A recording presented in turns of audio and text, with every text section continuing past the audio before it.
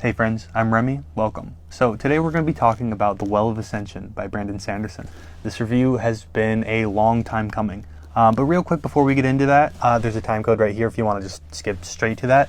But I just wanted to say that this should hopefully be the last video that I have to record in the greenhouse. I should have a little book nook that I'm able to record videos at after this. It's taken me a little while to get this video out because my basement flooded a couple weeks ago, and so I've been having to deal with that. And I'm not exactly sure what the video schedule is going to look like in the next few weeks because I'm going to be going to California to visit my girlfriend as well. So I'm hoping to at least stay consistent with 2 videos a month, hopefully more, but yeah. Anyway, let's jump into the review. So first of all, real quick, for anyone who hasn't read this book or doesn't know what this book is about, this is the sequel to Mistborn, also by Brandon Sanderson. And if you haven't read that book, you should stop watching and go read that book because it's really good. And if you're into fantasy at all, you'll probably enjoy it quite a bit. It's very popular. But anyway, I'm going to be talking about spoilers, so now is your chance to leave if you have not yet read The Well of Ascension. Okay, so I liked Mistborn quite a bit. There wasn't very much in it that I didn't like.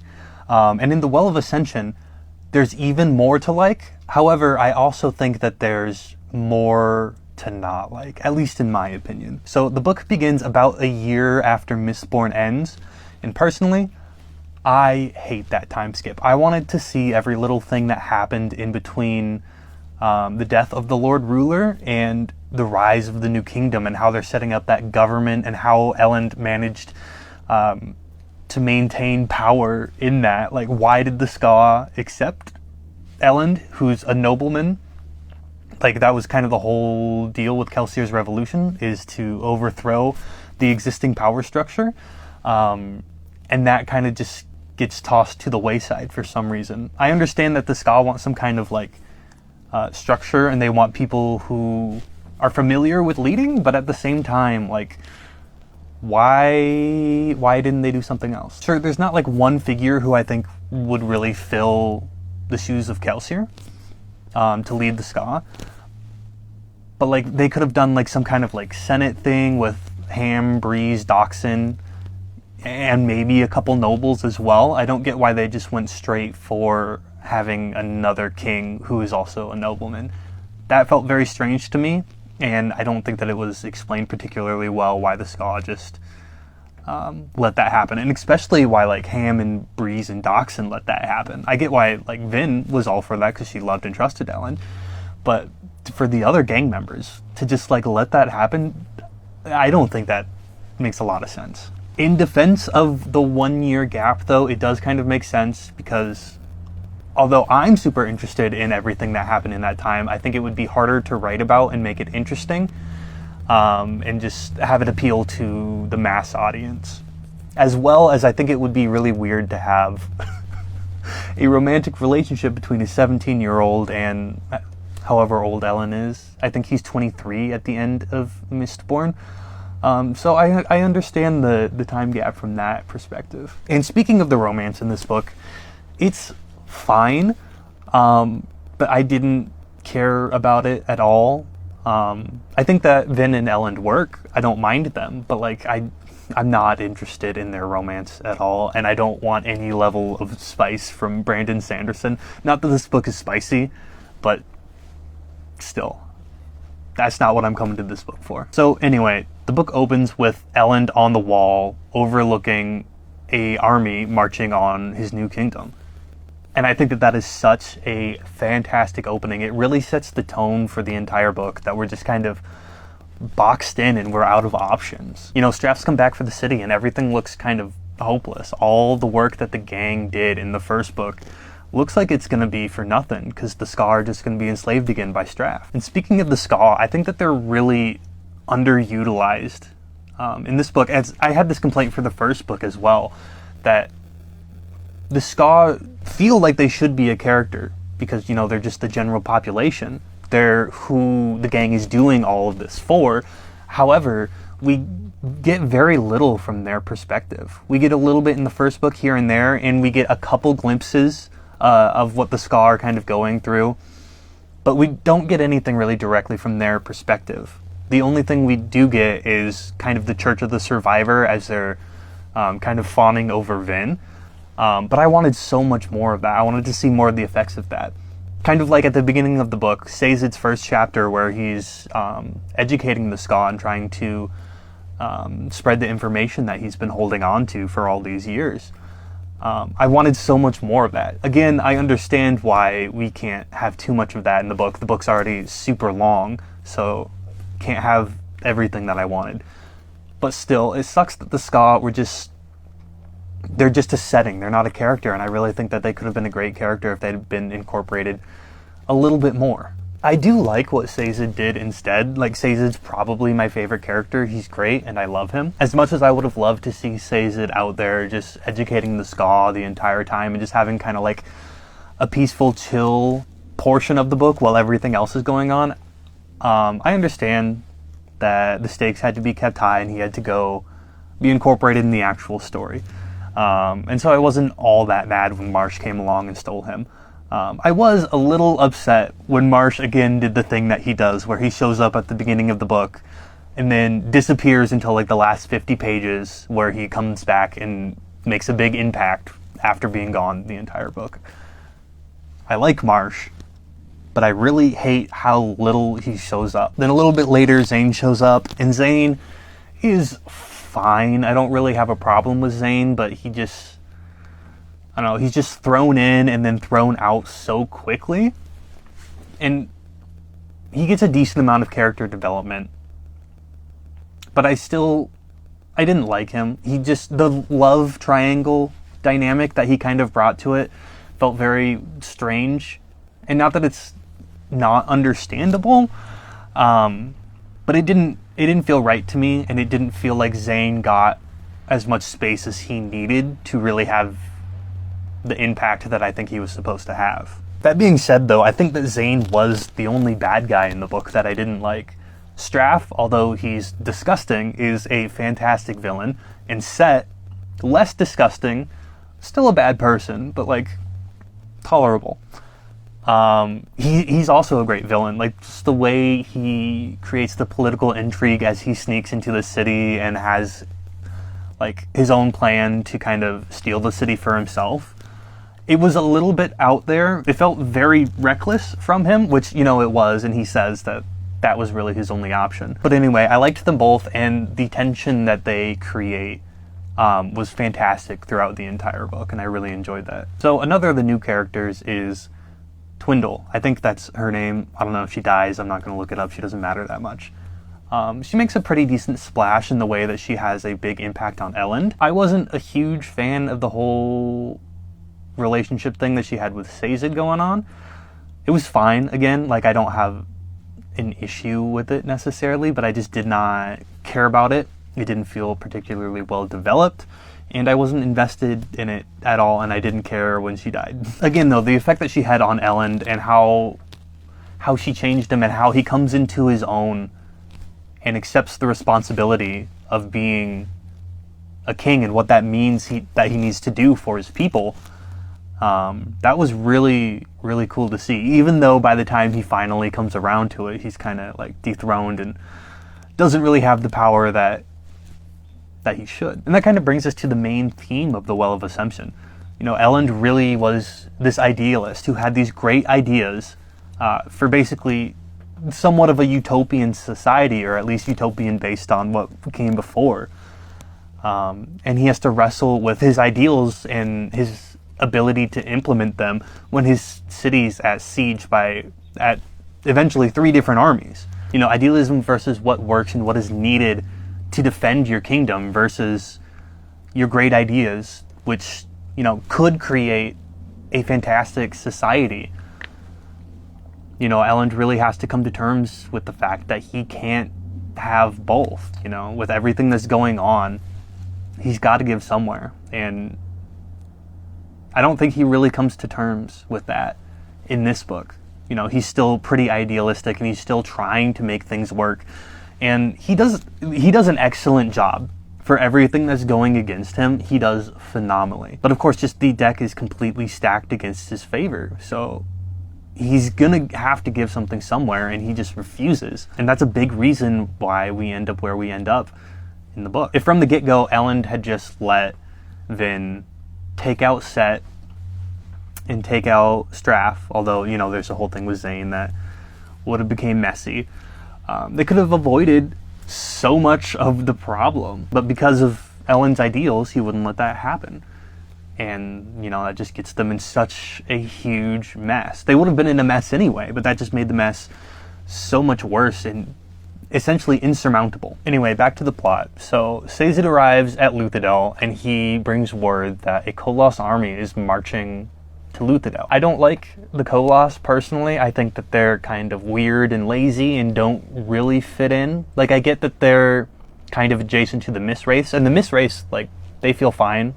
In the Kandra, they feel fine. I have no problem with them. But for some reason, the Koloss just don't fit in quite the same, and I don't really care for them. They feel a little lazy to me. And when Elend just went into the Koloss camp by himself and ended up fighting one and killing one, that also felt really strange to me. Like, it felt incredibly reckless for Elend to do. He's not usually that reckless of a person, and it just really felt like it came out of left field. And I don't think that he would have been okay with just murdering a Koloss. Like, sure, maybe the Koloss are, you know, viewed as less valuable than humans, but still, Elend still has this idealism in him, and he doesn't even bat an eye. It doesn't affect him at all, and that felt very strange to me. Also, earlier in the book, when Vin killed the wolf pup for Orsur, I don't think that that's out of character, but I didn't like it. Very little nitpick, but I didn't like that. Speaking of Orsur, I thought that the second Kandra was a fantastic idea to include in the story. The only reason I don't think it worked as well as it should have, even though it still worked pretty well, was because the side characters, I think, are just so underdeveloped. And I had this criticism for the first book, too. Breeze gets a lot more attention here, which I appreciate that. Clubs gets a little bit. And then some of the new characters get a little bit as well. Ham barely gets anything. Doxson gets like one tiny scene. Yeah, the side characters are just so underdeveloped here, and I feel like they have so much potential, but they're just not given any room to breathe. And so eventually when Doxson and Clubs die, I did not care about them at all. They just meant nothing to me, and their deaths meant nothing to me at that point. And that really was a shame, I think. You know, I missed the planning sessions and like the gang vibes of the first book. And we have like one scene in here where the gang kind of gets together and plots near the end when like Sazed's trying to get Vin and Elend out of the city. But other than that, like the whole vibe is completely different. And I think mostly that's for the betterment of the book, because it's such a grander book and there's so much more going on than in Mistborn that you couldn't really keep that and still have the same effect that this book is going for. Oh. So I don't hold that too strongly against the book, but it was something that I missed. You know, the dynamic of the book was just so much different. Anyway, back to the second Kandra. Again, because of the side characters, it didn't have as big of an effect as I think it should have and it could have.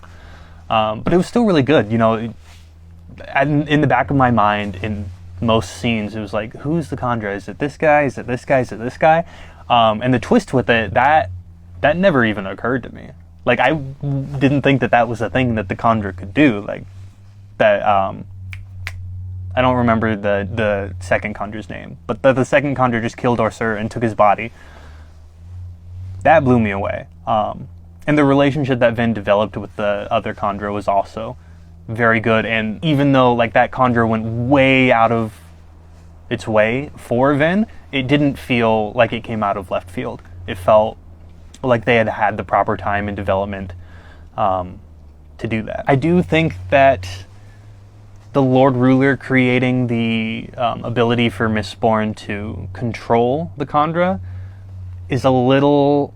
Like, it makes perfect sense within the story, but I don't like how much power that gives the Mistborn over other creatures. Like, that just feels unbalanced to me.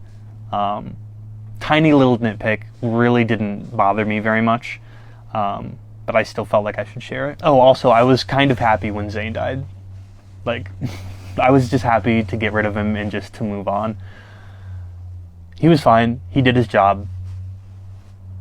But I wasn't sad when he died at all. So the way that the story ended, I think, is pretty good. I enjoyed reading it. I'm not a huge fan of the way that the story is kind of drifting into like higher powers controlling everything. Like, that's not really an interest of mine. But I think the book does it pretty well, at least in the little bit that it is included in this book. I expect it to be a much bigger part in the third book, which I don't know how I'm going to feel about that. It's not like particularly abrasive, it's just not exactly my cup of tea and not quite what I was hoping for the story. I did like the switch up with Ruin basically tricking Vin into not taking the power for herself and letting him free. That was an amazing twist. And, you know, the way that Ruin kind of like changed the different texts and the different prophecies throughout this book and the first book, that's really cool.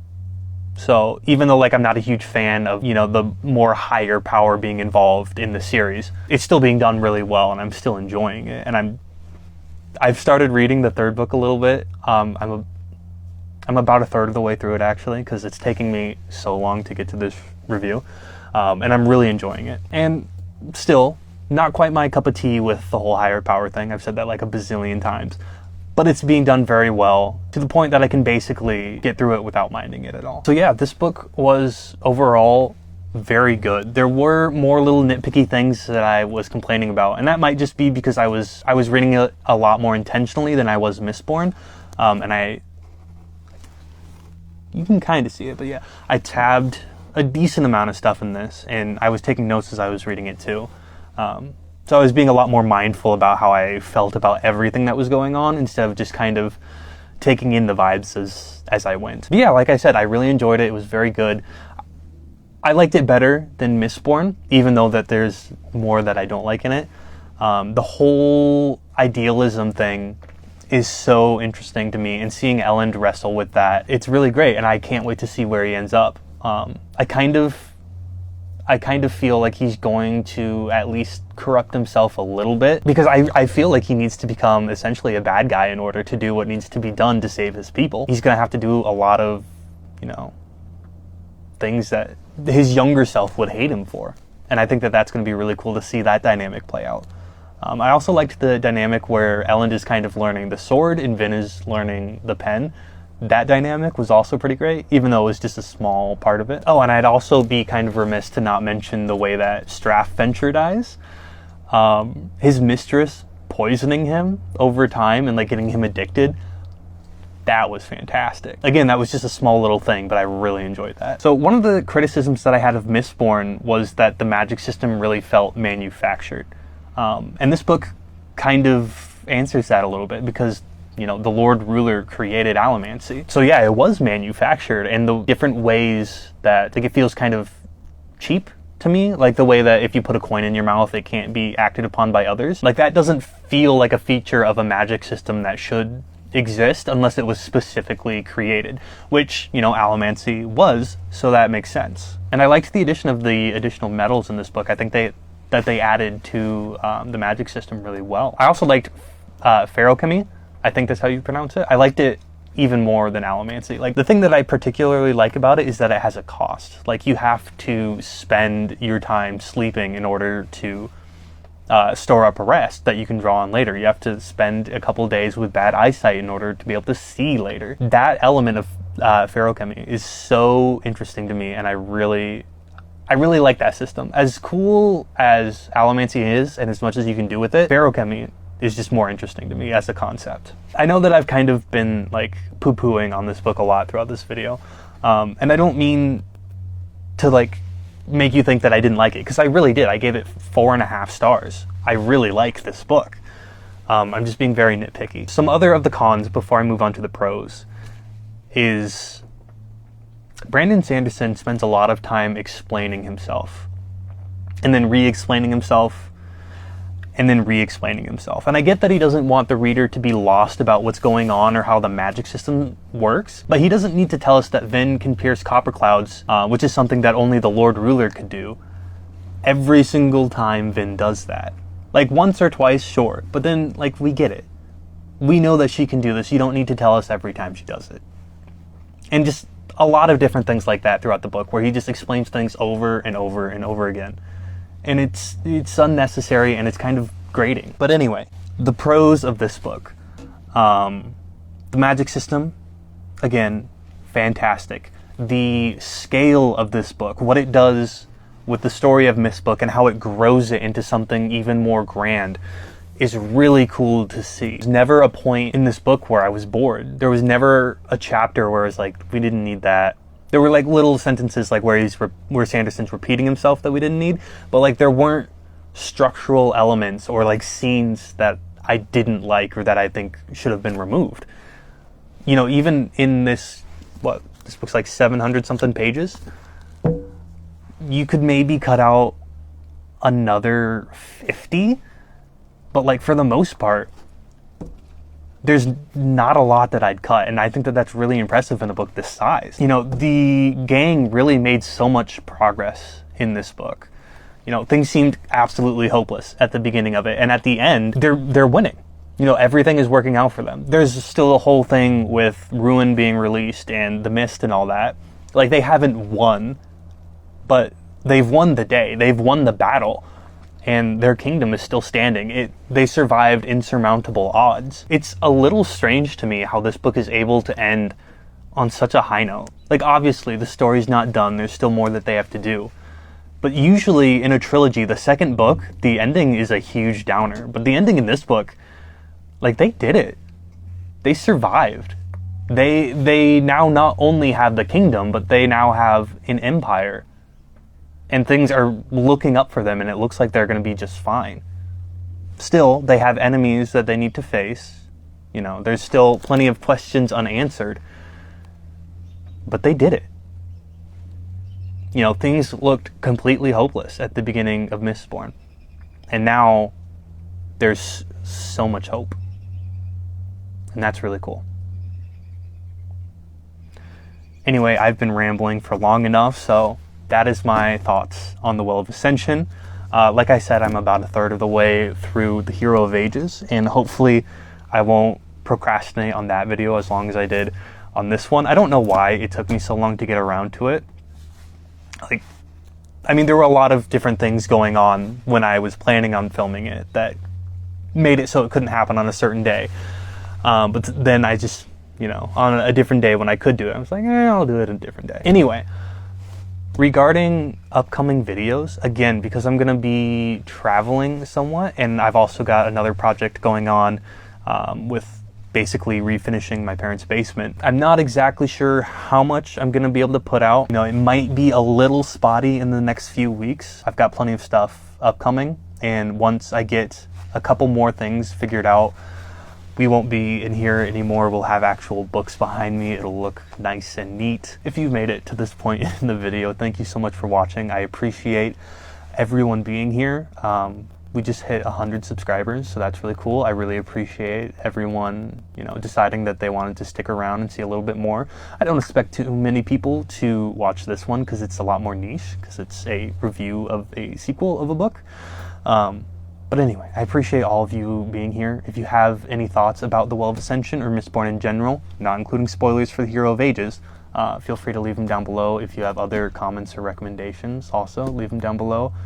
Or if you just want to chat, you know, hit me up. I'm on Blue Sky as well. I'm not super active on there, but I am on there. And yeah, I'll stop rambling now. I hope to see you in the next one. Peace.